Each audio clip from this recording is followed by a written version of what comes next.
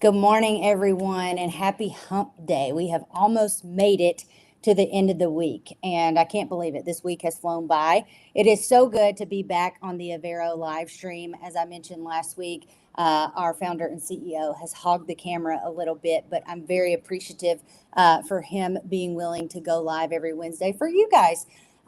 If you are new to the stream, let us know where you're joining from. Even if you're not new to the stream, please comment, ask us questions. We love for these things to be interactive. We want to know what you guys are hearing. We want to know what's trending, maybe where you're at in the United States, and we want to know what your pain points are. We're here for you. And if you are new to the stream, Avero Advisors is an independent third-party consulting firm specializing in the public sector in all things digital transformation. Our bread and butter really is ERP transformations along with IT strategic planning, and we really are nerds about business process re-engineering. Make sure that you're following us on all social channels, and please make sure to download our ERP survival guide. We're very proud of that asset, and if you're thinking about embarking on an ERP transition, you really want to download that content. With me today, I have two very distinguished members of our project delivery team, Mr. David Buchan, who you all have seen before, and Isaac Olson, who you've seen recently. So David is a project manager on our delivery side, and Isaac is a associate consultant who just joined the team not too long ago. He just graduated, but I will let him tell you his story and how he ended up at Avero. And without further ado, I'll let both of them introduce themselves. So, David, if you want to start off, go ahead. Yeah, absolutely. Well, hello, everybody that is rejoining the stream from previously. My name is David Buchan. If I haven't met you before, I'm a project manager here at Avero Advisors. As Megan said, I do have a little bit of a specialty in public safety. So I worked on some CAD, RMS, and jail management systems, but also our ERP systems and IT strategic planning. So a lot of experience with helping out our clients, and excited to talk with you all today. I'll kick it over to Isaac for his introduction. If I don't hear something about flying, I'm going to be upset. Yeah, well, you guys are probably familiar with me from our last stream, which, yep, like David mentioned, was a little bit of aviation ERP, building those connections and that bridge. So that was a good time. Happy to be back on. These are fun. So glad I got an invite back. Like Megan said, I did just graduate from UT, studied finance there. So that's a little bit of my background. As far as Avero, I got to know them through actually a school project. It was a case study that we got to help try and find a solution for the company. So built connection there. Got to spend some time on the business development side of things, which was amazing and has definitely helped me as I moved into the project delivery side, now working on several projects, including a Workday implementation. So it's been awesome. Yeah, thank you, Isaac. Yes, Isaac, we enjoyed having you over on the business development team. I was sad to give you up to project delivery, but you're doing a great job over there. And in fact, if you haven't seen our recent postings, we just hosted what I think it was 6 or 8 interns this summer, some from the universities across the state. And wow, what some very, very smart individuals that they were. So if you do see that post, please show them some love. We had a great time with them this summer and solved a lot of the things that we needed to internally with those folks and with their shared insight. So shout out to the interns. You guys did a great job. Okay, let's dive in. So the politics of procurement. So for those of you who do not know, at Avero Advisors, a big piece of our business development side is responding to any RFP related to our service offerings, right? And I know that there are tons of assets out there in video documentation of me griping about the procurement process and how that works, and tips and tricks on how to write RFPs going forward, specifically for our services. But on our project delivery side, part of our ERP transformation work is helping our clients define requirements definitions to then go and procure a new ERP system. So that's where this topic comes from. I really wanted to dive into the fairness and how we help our clients craft those RFPs while still remaining agnostic, right? So let's dive right in. My first question is, Dave, Isaac, what role do we play as advisors in the procurement process? We have to walk a fine line between what the client actually wants and then the procurement department, who, let's be honest, keeps us out of jail, right? But sometimes there's a lot of red tape. So just talk to me a little bit about what role we play as advisors in this process. Yeah, absolutely. So the role that we play, and this is obviously a small part of it, there's a lot of things that go into this, but one of the more important things is to be defining what your system truly needs to do. What's going to be the best thing that's going to resolve those pain points that you're currently doing. So you're not going through an ERP transformation process just because you felt like it. You're more than likely going through it because you're dealing with a lot of current state pain points. And it's going through defining those requirements as far as what do we need the new system to do to help out those pain points, and then working with procurement to go through those scoring matrix. So usually a lot of times for procurement, a lot of things will have a weighted score for each item. So how they responded to requirements, what's their cost proposal, going through those weighted items and make sure that everything's kind of fairly balanced for the client is one of the bigger parts that we do for our procurement. I'm actually going through this currently with one of our current clients right now. We've got an RFP out on the street for them, and we're about to be going through and looking at these proposals and scoring those. So we're going to be looking at not only how well does the solution work for them, but also the financial aspect of it. So going through and having touch points with procurement, talking about the proposals that are coming in and what we're going to be looking at for scoring is very, very important to set up that framework. So it's an easy and fair framework that can be applied to all vendors across the board. Isaac, anything to add to that? Yeah, no, I agree. I think the important thing to keep in mind is that we're kind of the wall between everybody. You got vendors pushing on the scores and people up in the city council pushing on the scores and vice versa. Like, we are the wall that, keeps fairness between all those groups. There's going to be lobbyists, and we got to keep that in mind as we're developing these, like you said, scoring matrices and whatnot. Keep it fair, keep it to the numbers, right? So how can we develop scoring that doesn't necessarily favor a particular vendor, keeping all that in mind as we go through the process? Yeah, no, I completely agree. I want to talk a little bit about the actual crafting of the RFP, right? So how do we define, or how do we help define what clients need from an ERP vendor? How do we help them, really dive into getting the most responses, right? Because the thing about it is I've heard this story multiple times where vendors come to me and they say, so-and-so released an RFP, but they copied it from a neighboring community and we feel like it's written for a different vendor, right? And so we're not responding. And so therefore that organization only gets one or two responses because, other vendors think it's crafted for a said vendor. So how do we help our clients, right, define those requirements to where it is all encompassing to ensure that they get the most responses? Yeah, absolutely. So when we go through and we draft our RFP, as I said, we kind of go through, we define those requirements for what the new system needs to do. And those are fantastic. Those go into our requirements traceability matrix, which is attached to the RFP. But in the RFP itself, we're going to make sure that we use neutral and agnostic language to avoid any specific thing that might point to one vendor or another. I would say a lot of times going to these, our clients are very, very open-minded, of course, as are we, but we want to make sure that we're tailoring this the way everybody can give their best proposal possible.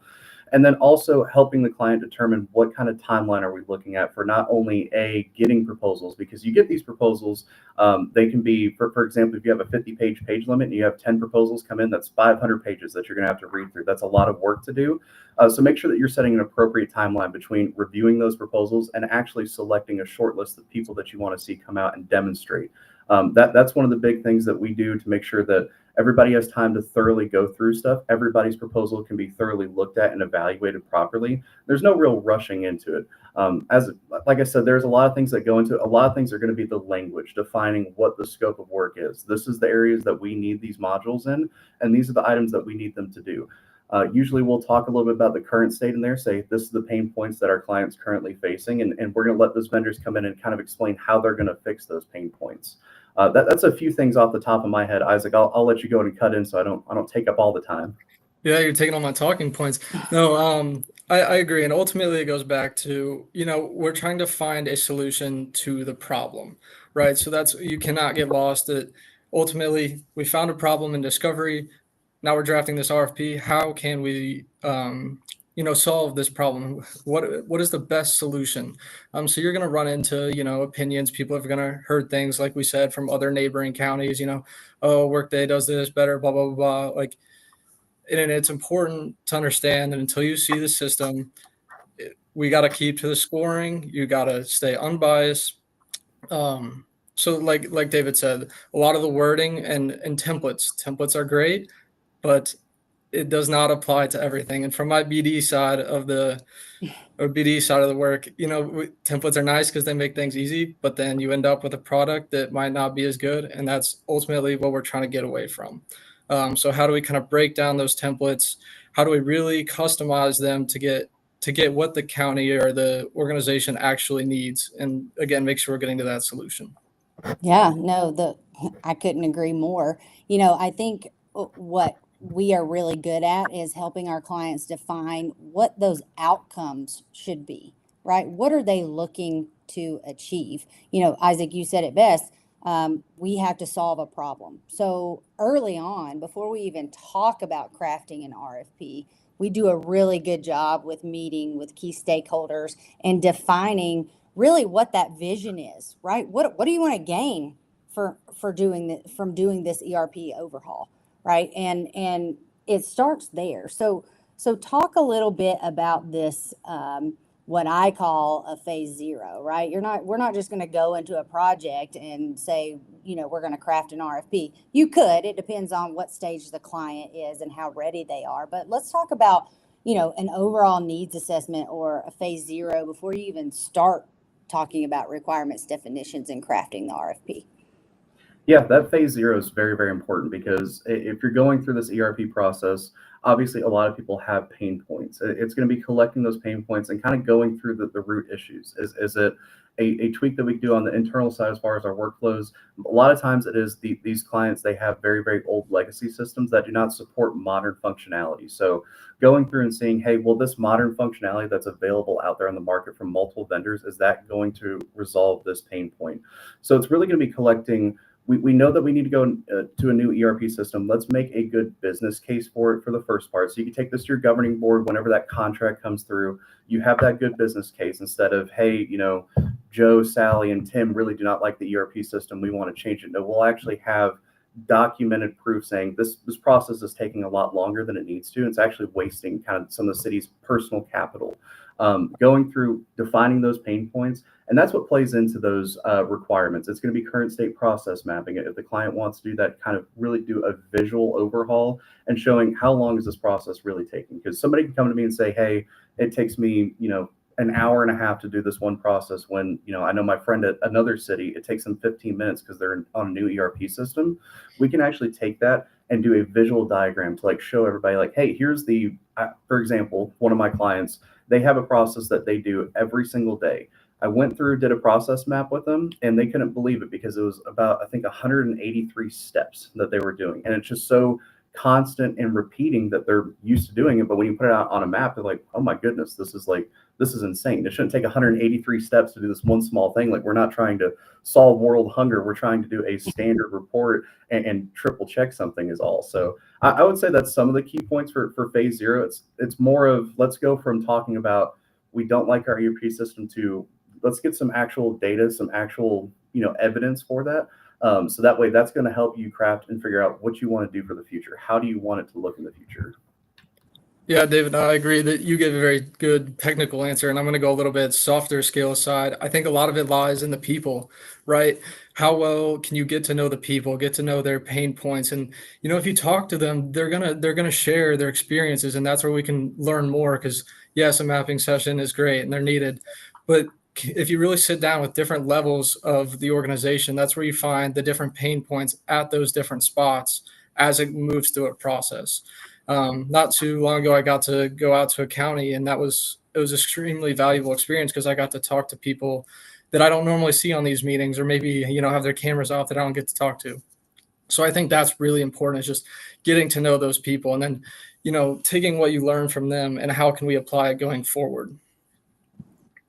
Absolutely. I think RFPs should do their best to tell a good story, right? When I'm looking at RFPs that are released into the world on a weekly basis, I am looking for a good story and a good snapshot of where the organization is at in this digital transformation journey so that I am able to tailor my response to them and also my resources and my budget, right? So I think that a good RFP should tell a good story and should provide a good snapshot of where the organization is at that place and time, right? So, what do you all think? How important do you think it is to be vendor agnostic during any of this, right? We see it all the time. I see, competitors of ours who they market that they're vendor agnostic, but then when it really gets down to the wire and you see which vendor they go with, typically it's not agnostic. It's not an agnostic approach. So how important is that to you all on the delivery side that we always remain agnostic? Yeah, I think it is absolutely critically important, especially if it's you go out to these conferences. A lot of our clients will attend these conferences. These vendors will be there, and they'll even provide like a small system demo. It's probably like 5-10 minutes long, and something's on the vendor floor. But those 5-10 minutes are meant to just purely wow you. It's nothing that's wrong with the system or nothing that doesn't necessarily work well for your department. So staying agnostic instead of taking, hey, I saw X vendor at this conference, I want to go with them. If you stay agnostic, you're able to go through the checks and balances, go through every single piece of the system and see that it's going to work for your organization. They could be showing you one thing that's like, hey, this is revolutionary for our department, but for the finance department, the module that's in there, it does not work at all for them. So staying agnostic with that, not making those predetermined notions is going to be really important to assess the systems and see which one's going to work the best for everybody involved with your department. Yeah, that's right. And I don't fall for the flashy stuff. That's kind of my advice there. Like they're going to show you the best part of their system, the thing that they're built for. But you got to keep in mind a lot of these when we're doing ERP implementation, it's, finance, HR, payroll, and you can't just because, they have a really good solution for one of those, you can't leave the rest of your departments in the dust because in the end, it all connects. And so, again, if you have your superstar athlete, but you don't have anybody that can throw to him, for example, it doesn't matter. So you got to make sure that it's the best solution overall for you as an organization, not just for one department. Isaac, you bring up a great point. You said you can't leave any other departments in the dust. And I know from a delivery perspective, that's probably really hard to navigate when you all are doing the scoring and you're working with the clients because maybe this project is very finance heavy and finance is leading the charge and they are really gung ho on X product. And then you have HR who sometimes doesn't have a seat at the table. Like, how do we help clients navigate that? Yeah, I mean, I think easiest answer is it goes back to the people, right? Stakeholders. So you're gonna have, your main project sponsor, and they might be part of finance, like you said.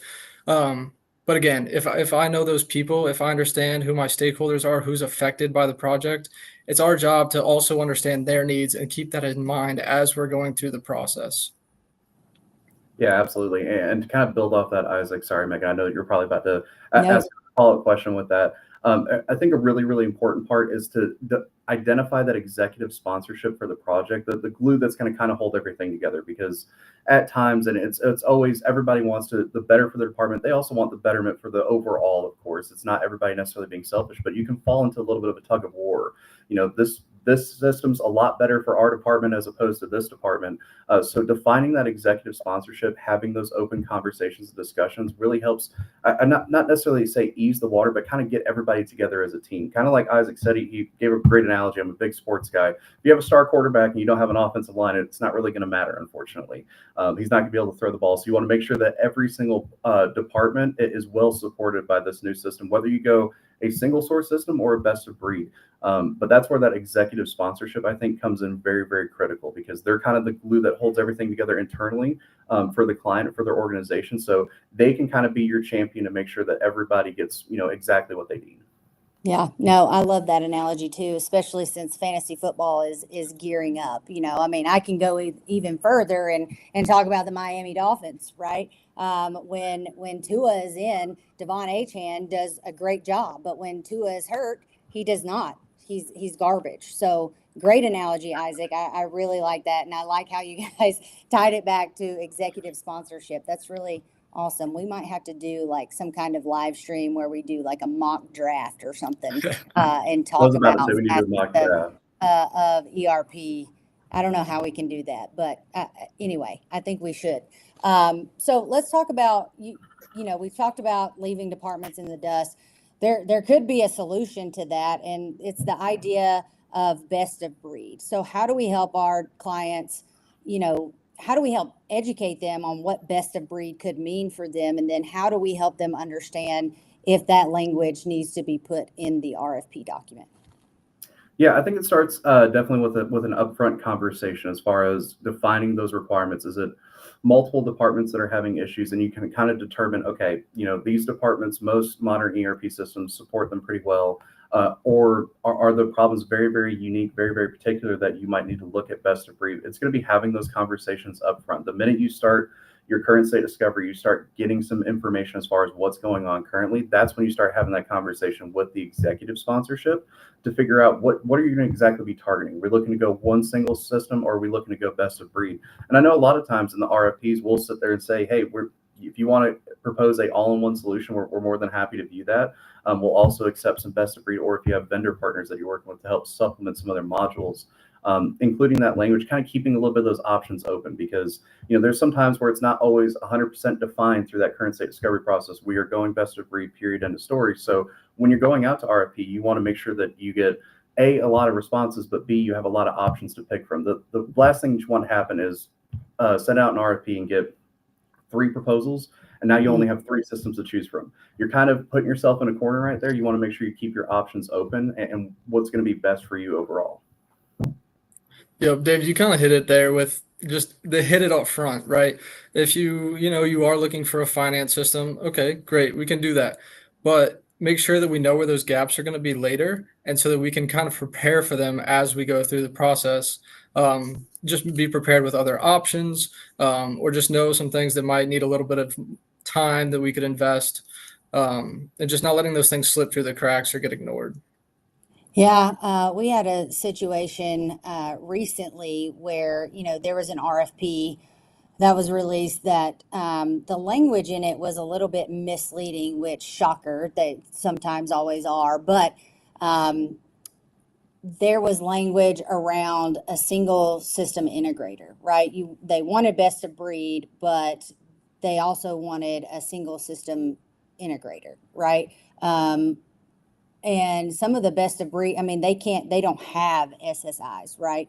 And so they're going to have to get on a bid with one of these major players, and that's not always a good thing. So I just wanted to bring that up and talk about that a little bit, because you don't want to, like Dave said, you don't want to pigeonhole yourself. You don't want to put yourself in a box to where these vendors, when you release the RFP, they don't know how to respond, or they can't respond because you put that language in there.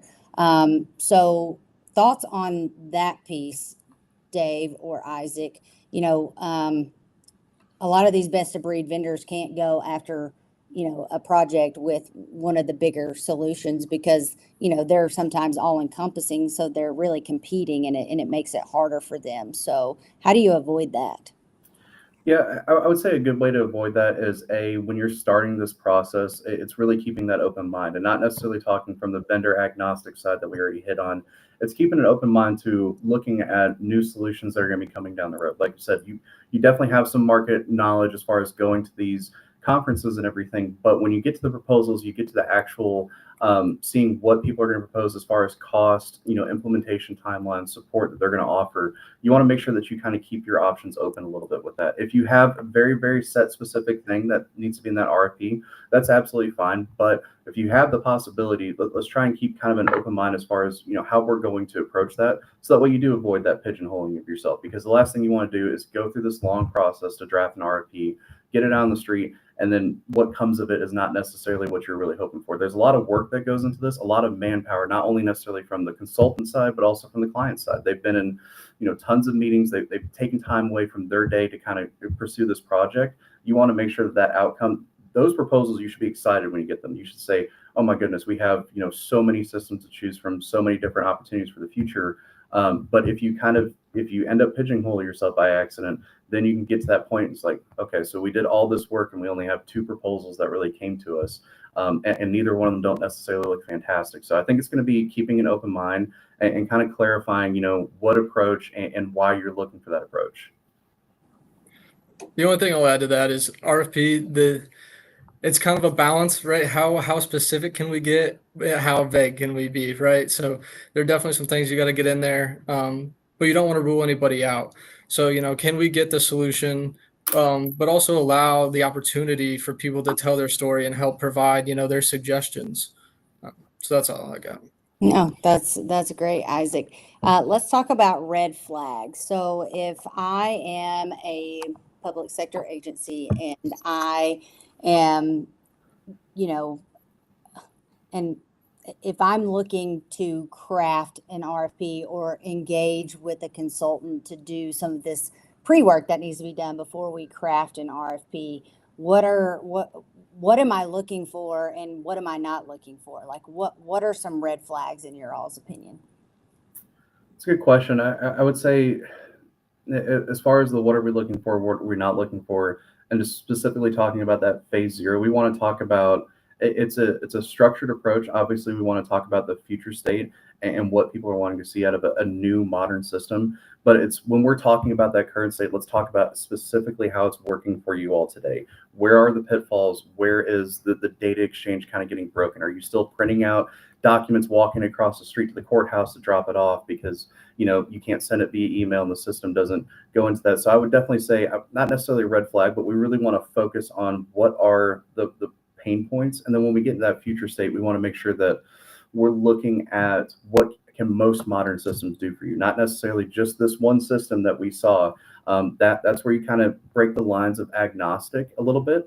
You want to keep those options open. So I would say that's really what we're looking for when we're going through and doing these phases of these projects. Yeah. Dave, what are some questions that if you were a city or county or quasi-government agency that you would be asking your consultants when looking to hire a consultant like us?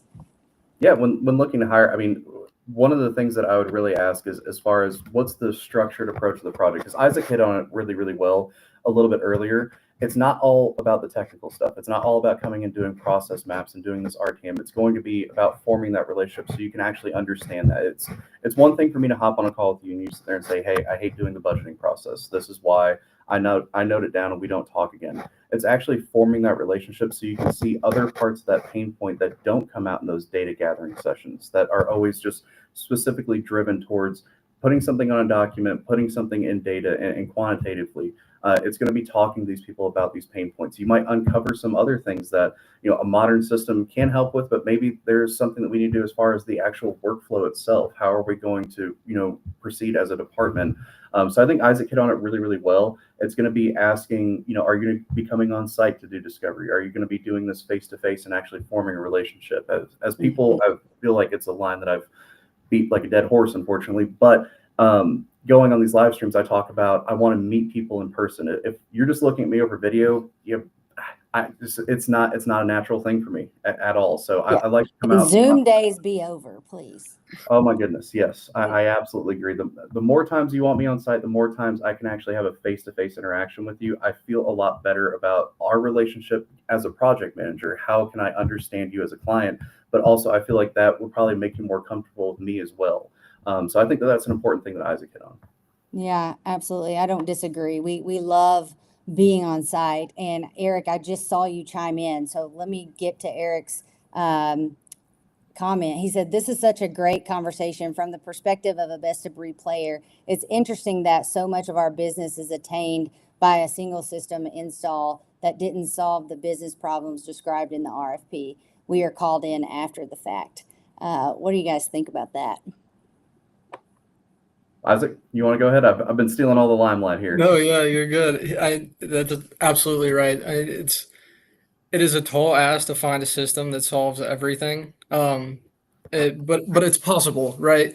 Or at least 99% of what you need. And it goes back to phase 0, phase 1, discovery. What is the problem and what all are we trying to solve? The more we document, the more we understand, the better we're going to be able to um, get the right responses and make sure we can evaluate those, that they're actually solving the problem that is initiated this whole process. And so just again, I said it before, but don't let things go through the cracks, and that starts with building a strong foundation, I think. It Yeah, really, does. really. And I think, sorry, Dave, just real quick, I think it's our job as the consultant to stay up to date on what options are available to our clients, right? The whole reason we do this live stream and the whole reason we go about the way we deliver our projects is because we want to be the trusted advisor in this space, right? That's the brand. We want to be the clearinghouse of information for every public sector agency out there. And I think it's very fair to say that our clients, sometimes they don't know what they don't know, right? They've never been through an ERP transformation. They don't know the best path forward. So we are that trusted advisor to help them see what paths are available to them. Maybe they haven't even considered best of breed because they have seen big logos, right? And big advertisements, and they've been, a victim of marketing and these dog and pony shows, which is very easy to do. There's some good products out there, guys, but sometimes best of breed might be the best way to go for your organization. And you're not going to know that until you hire a consultant or you do your research on the front end on the best way to go about it. So I think for me, if I was going to go through a project, I would, one, hire a consultant, but two, ask the right questions. Tell me about your recent implementation projects. What vendors have you worked with? Have you worked, I would want to see that they've worked with all vendors, right? And that they've worked with every aspect, both large and small, to implement some of these things. I would also want to know that, my consultant doesn't have another practice, right, on the other side of the house that they're implementing only certain vendors' product. I would want them to be truly agnostic. Sorry, Dave, go ahead. I got kind of on a tangent there. No, you absolutely added all the correct info there. I would think that like Isaac said, it's important to define what you truly want and what you truly need. Want and need are two things you kind of walk a little bit of a fine line with them. If you fall too much in the want category, you can really end up taking the cost of the system beyond proportions that you're able to accommodate. You have a governing board that you have to answer to. So it's feathering in that want and need, but really defining that need. That's what's going to help on the front end, because the last thing that you want to do, go through this process, implement a single solution, and then come to find out, hey, we actually need to do best of breed. So it's a lot of thorough work on the front end. That's why there's a lot of meetings. That's why there's a lot of discussion and documenting items to make sure that does not happen to our clients. So I definitely agree with Megan. I would recommend hiring a consultant. And if hiring a consultant is not something that you're able to do right now, there's a lot of research that you got to go into. You can't necessarily just say, oh, well, I saw these two vendors at this vendor hall and I watched this one video on their website and I'm pretty sold. You want to make sure that you do all your market research that you possibly can. Well, and document too, because that documentation becomes key when you are contracting with any vendor, right? We want to make sure that you are getting what you're paying for, and sometimes that's not always the case, right? Especially when you get into implementation. So you do want to make sure that you document every single thing so that you have something to stand on if something, goes south during the implementation. Isaac, do you have anything else to add? Well, you hit it right there. One of my red flags going back to that Yeah. was poor documentation, right? A good consultant's going to write as much down as they can because it's going to be helpful throughout the whole process. So that's all the way from the beginning, who are our stakeholders? How can we, how do they communicate? How do we keep them happy? Discovery, what are the issues? Into like requirement traceability matrix, all that stuff. And then again, into, contracting and selecting a vendor the more we document, the more that we can, it's documented proof, right? This is how we scored, this is how we selected, and this was the best option. So if there's any pushback, we can support that with good documentation. So I think that's really important. And it's work to write things down. Sometimes you want to just keep it in your head, but the more you document, the better you're going to be in the long run. Well, and let's not forget, I'm kind of stating the obvious here, but these are tax dollars that we're utilizing, right? So we want to make sure that we document to allow for that transparency as well, right? We want to be able to tell our constituents that, hey, this is the reason we chose XYZ system, because they scored the highest and this is why, right? If anybody, we're working in the corner of our client. We don't want anybody to come back and say, hey, this was not a fair process, right? That we don't want to end up in the news. We don't want our clients to end up in the news. So yes, documentation is key. And you want to make sure that you hire, one of my lights just went out if you couldn't tell. You want to make sure that you hire a consultant who's going to do that for you. Let's talk a little bit about how we craft our RFPs for our clients to make it easier on the software vendor. Before, I think we had, I don't know, maybe a 3,000 line item requirements traceability matrix that we needed vendors to sign off on. But with all the modernization that's happening in the world, is that needed now? I would definitely say no. You do not need a 3,000-4,000 line requirement traceability matrix. There's no need to put in a RTM that the system can support the entry of a first name. That's something that's common across every single system. Spell check items like that. That's where you really start to add in details that everybody's going to mark yes, because it's something that's been around for a long, long time. So taking those RTMs and really defining, hey, this is the functionality that we're looking for, not necessarily going down to the nitty gritty the way that it used to be. Date of birth, social security number, the system's going to be able to support that, every single system. So removing those and kind of, clearing that up. I would say another thing that we do to kind of make sure that we get the most amount of proposals that we can is we have a very, very clear and defined scope. And I know that Megan knows this well from working in business development, same with me and Isaac as well. There's nothing that's a little bit worse than getting an RFP that has a very, very muddy scope of work. It's like, okay, so you want something that's over here, then 5 things that are over here, then 3 things that are over here, and none of it really kind of gels together. Making sure that you have a defined scope of work that truly makes sense. And I don't want to necessarily say practical, but logically it makes sense. It's not all over the board. So I would say that those are 2 of the biggest things to make sure that it gives that clarity to the vendor, so that way they can put together a good proposal.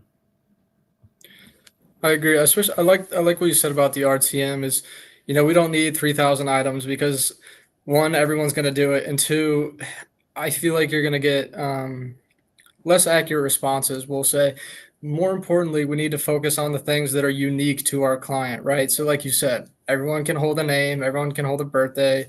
But what are the unique processes that might be unique to your organization that you really need the vendor to be able to do? And so those are the things, if we reduce our requirements and just focus on, those key unique items, you're going to get a better response from your RFP, and then ultimately a better solution. Yeah, think about how many RFPs are released on the daily, right? If I am in business development for a software vendor, I don't want to answer 3,000 line items. That would make me go crazy, right? So I think it is about making sure that we define requirements that are unique to our clients, so that our vendors aren't pulling their hair out trying to respond to an RFP. So we do try to make it very easy, because the goal is we want to give our clients options. So it's best for the vendor, it's best for our client, and that's what's best for us ultimately, right? Because we want to make sure that we provide those options to them. Guys, I'm going to go ahead and wrap us up today. I think that this was a great conversation. I really appreciate you all joining me and giving a client side perspective to all of this. Eric, thank you so much for joining, and thank you for your comment. We really appreciate you supporting our live stream, and thank you for engaging with us. If you have any other questions, any other comments, please post them in the chat. I will go back and answer anything. I'm available via LinkedIn. These guys are too. So if you want to have a conversation outside of the live stream, we're happy to do so. Again, make sure that you download our ERP survival kit, especially if you're thinking about embarking on an ERP overhaul journey. Make sure you follow us on all platforms. We have tons of videos and content just like this. We are very passionate about the work we do, and we want to make sure that you guys have the right information and that you all are able to break through all the noise that is out in the marketplace. Before we go today, key takeaways. We're going to hot potato this. Isaac, what's your key takeaway for today? Key takeaway, keep it fair. And we're like I said, from the beginning, we're the wall, right? So we got to be that connection. We got to kind of hold everyone to the ground, not let those opinions take over, right? So that's what I got. Yeah, Dave? key takeaway would definitely be do the upfront work. Really make sure that you define what's going on with your ERP system. You want a lot more than just this person's unhappy with the ERP system. You want true, actual definitions of those pain points. And then another key takeaway is I think that Megan needs to apologize to the Miami Dolphins and Devon Achane. I don't think, if he's watching today, and I hope he is, I don't think he was expecting his name to be brought up at this topic. So, well, I hope he is watching. He was on my fantasy team last year, and as many of you know, I was the reigning champ, and I'm very proud of that title. I have a ring and everything. He was on my team, and so I know what I'm talking about. That's what happened. I don't know what. It's so crazy to me. I like the Miami Dolphins, just to put that out there. But Tua, he's going to get a concussion. It's crazy. I don't know. It seems like he's going to get one every year. So no harm, no foul. Hopefully, and hopefully he did watch this. That would be awesome. That was going to be my key takeaway. I think, Isaac, your analogy with football, having a key player, it does you no good if you don't have a quarterback that can throw to him. And I think that's so key when choosing a software vendor, right? It does you no good if you buy this shiny new system and none of your people use it and it's not helping your organization. And so that's my key takeaway. Thank you, Dave, for the call out. But thank you both. I think you did an incredible job, and we will see you all next Wednesday.